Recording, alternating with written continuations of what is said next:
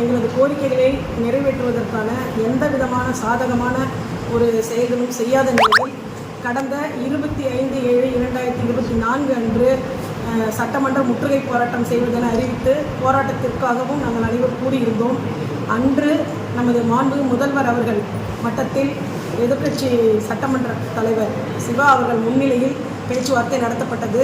அந்த பேச்சுவார்த்தையில் மாண்பு முதல்வர் அவர்கள் உங்களது கோரிக்கைகள் நியாயமானது, அவற்றை நிறைவேற்றுவதற்காக மற்ற அரசு செயலர் குறிப்பாக நிதி செயலர் அவர்களுடன் பேச்சுவார்த்தை நடத்தி எந்தெந்த கோரிக்கைகளை நிறைவேற்றுவதற்கு நான் ஏற்பாடு செய்கிறேன், ஆகவே போராட்டத்தை கைவிடும்படி கேட்டுக்கொண்டார்.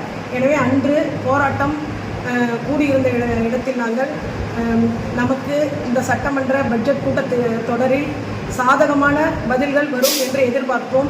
அவ்வாறு வராத வகையில் அடுத்த 19/8/2024 அன்று மீண்டும் சட்டமன்ற முற்றுகை